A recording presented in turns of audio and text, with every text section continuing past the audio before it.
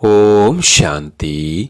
आज 1 अप्रैल 2025 की साकार मुरली। आज बाबा ने कहा, मीठे बच्चे, बाप नॉलेज फूल है, उन्हें जानी जाननहार कहना ये उल्टी महिमा है। बाप आते ही हैं तुम्हें पति से पावन बनाने।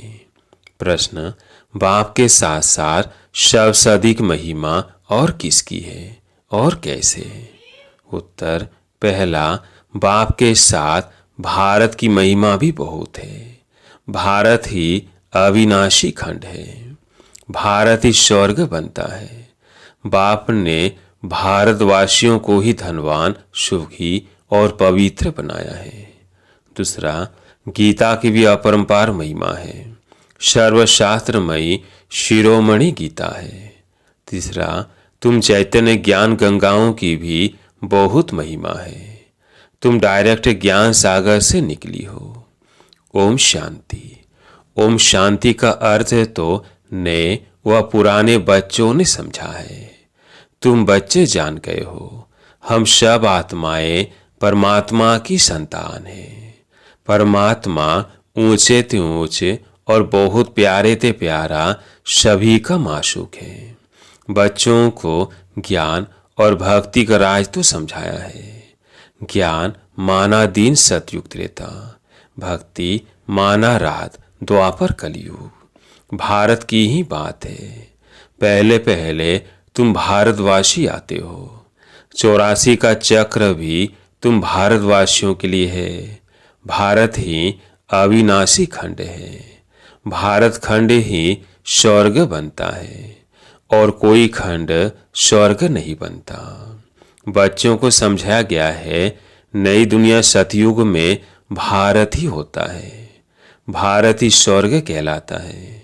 भारतवासी ही फिर 84 जन्म लेते हैं, नरकवासी बनते हैं, वही फिर स्वर्गवासी बनेंगे। इस समय सभी नरकवासी हैं, फिर भी और सभी खंड विनाश हो, बाकी भारत रहेगा। भारत खंड की महिमा अपरंपार है। भारत में ही बाप आकर तुमको राजयुग सिखलाते हैं। यह गीता का पुरुषोत्तम संगम युग है। भारत ही फिर पुरुषोत्तम बनने का है। अब यो आदि सनातन देवी देवता धर्म भी नहीं है, राज्य भी नहीं है, तो वह युग भी नहीं है। तुम बच्चे जानते हो, वर्ल्ड ऑलमाइटी ऑथोरिटी एक भगवान को ही कहा जाता है। भारतवासी यह बहुत भूल करते हैं, जो कहते हैं वो अंतर्यामी है, सभी के अंदर को वो जानते हैं। बाप कहते हैं, मैं कोई के भी अंदर को नहीं जानता हूँ, मेरा तो काम ही है पतितों को पावन बनाना। बहुत कहते हैं, शिव बाबा आप तो अंतर्यामी हो।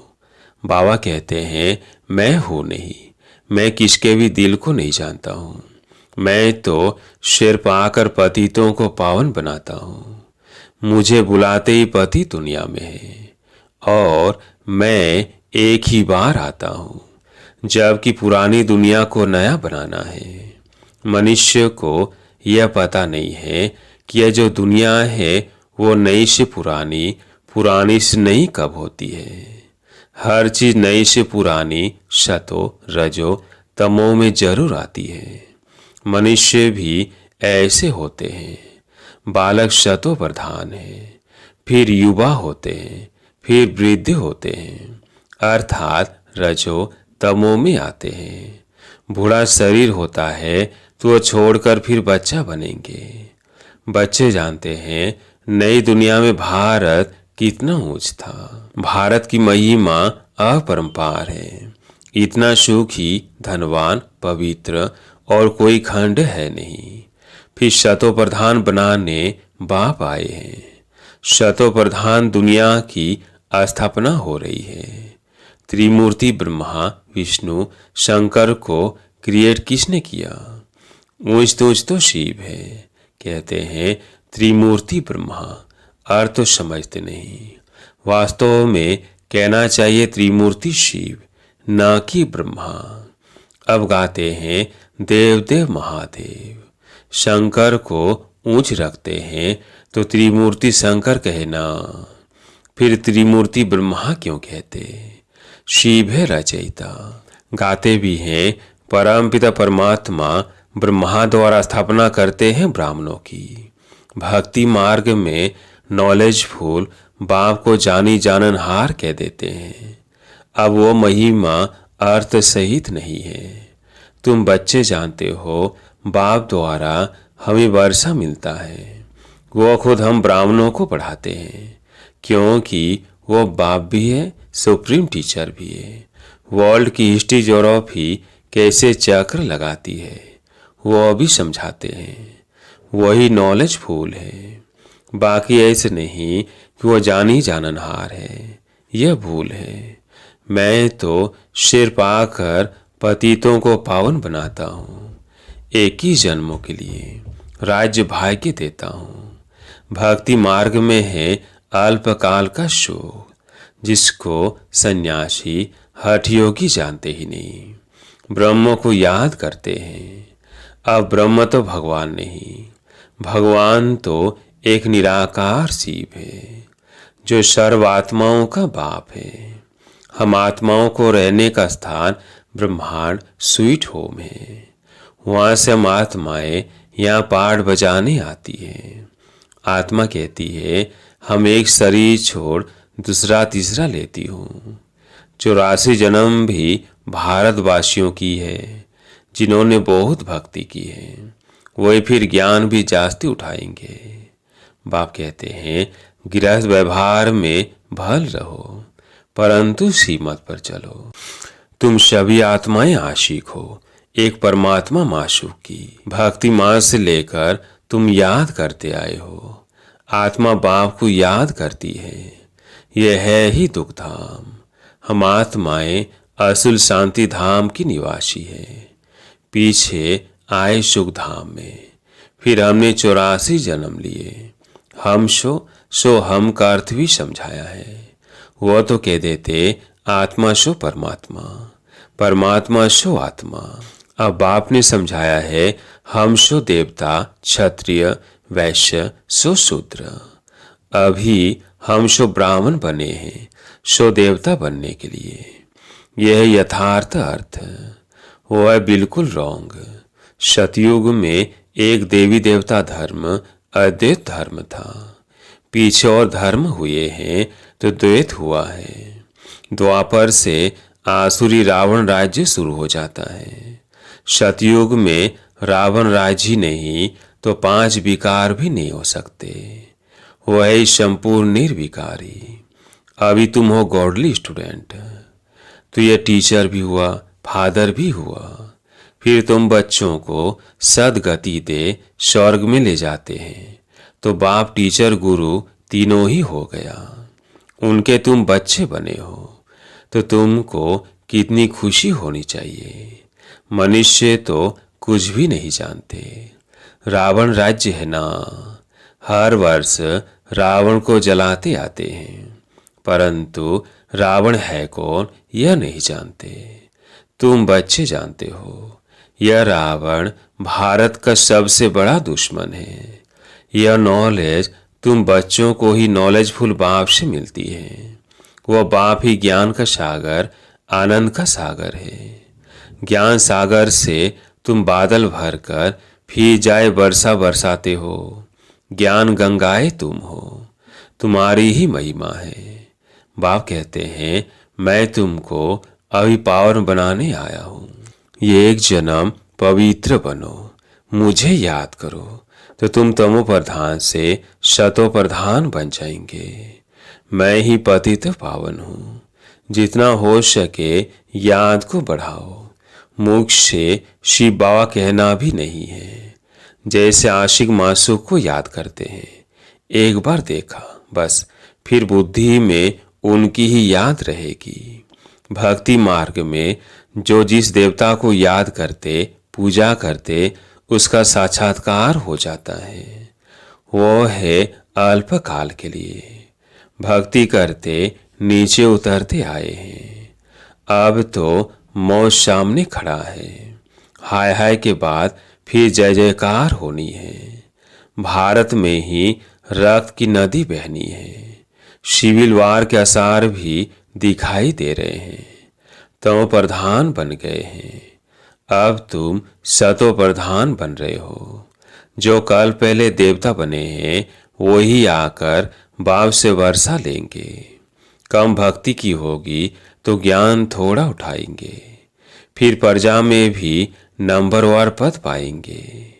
अच्छे पुरुषार्थी सीमत पर चल अच्छा पद पाएंगे।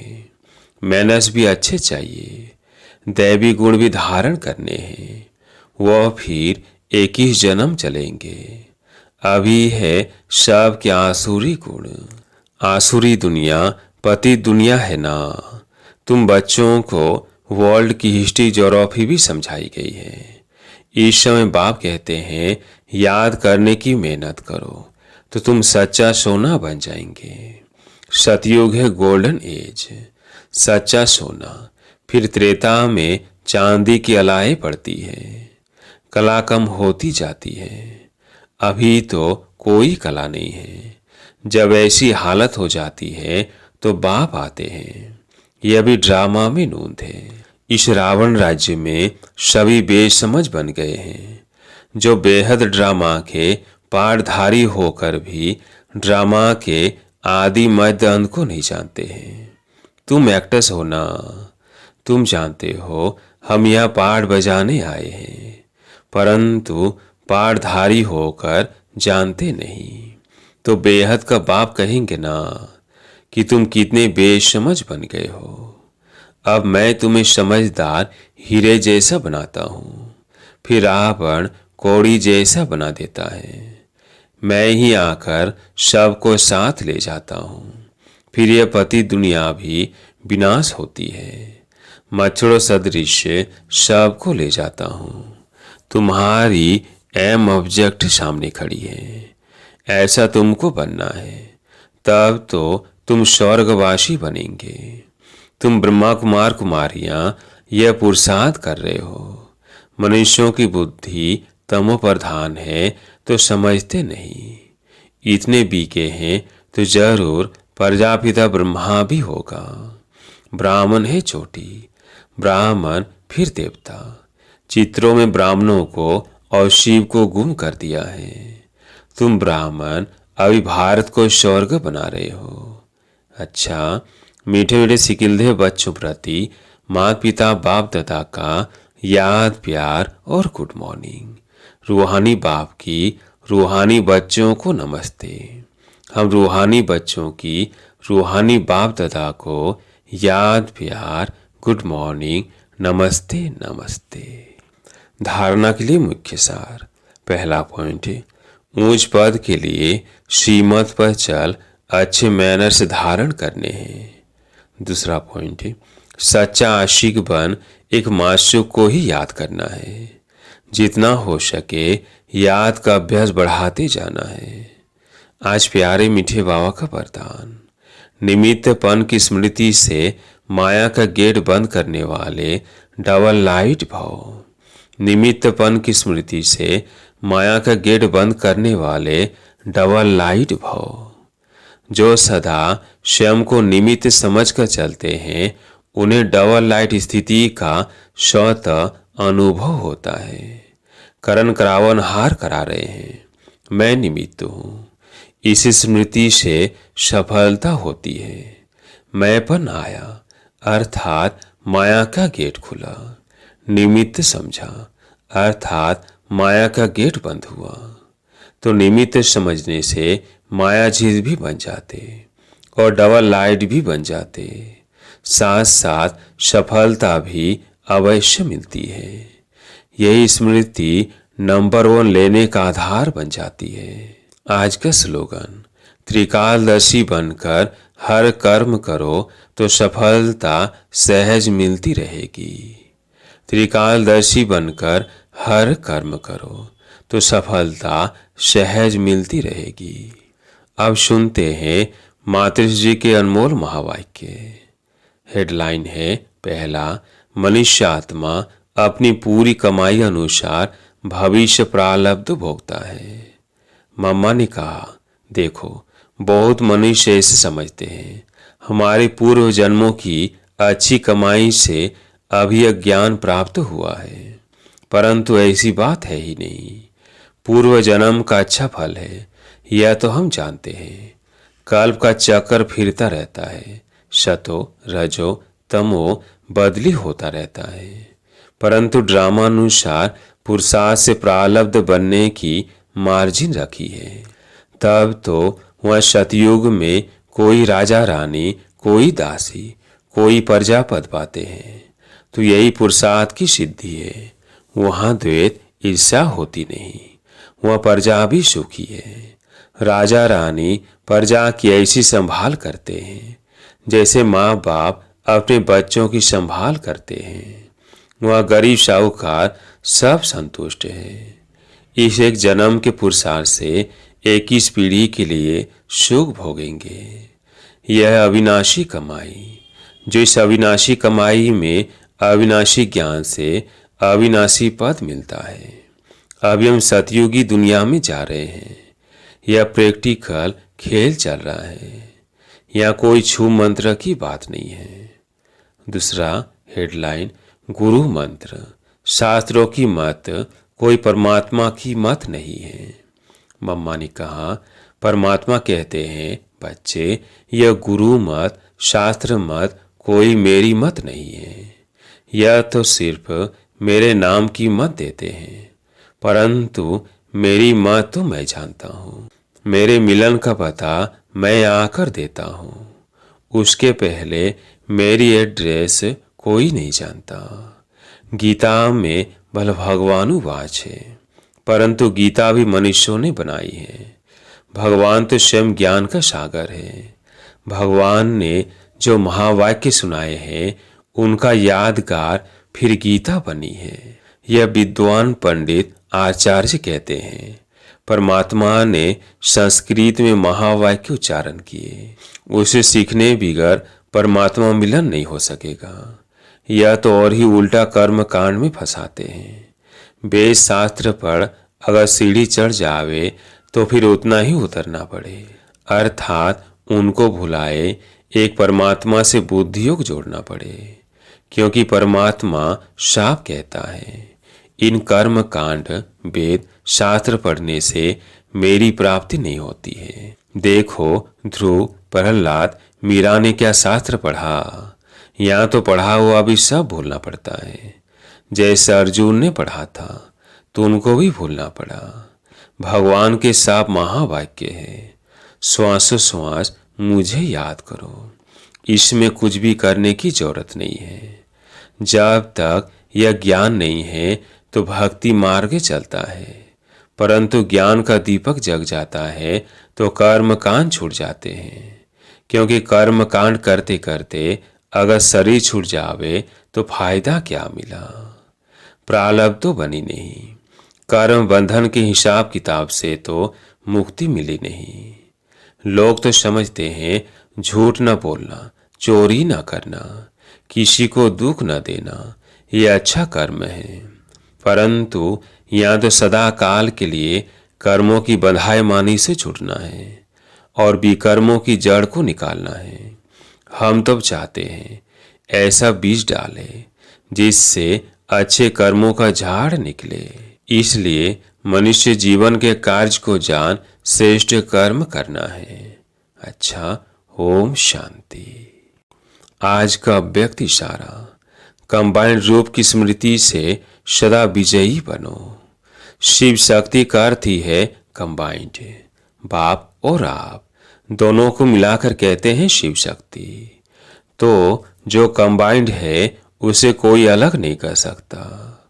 यही याद रखो कि हम कंबाइंड रहने के अधिकारी बन गए। पहले ढूंढने वाले थे और अभी साथ रहने वाले हैं। यह नशा सदा रहे।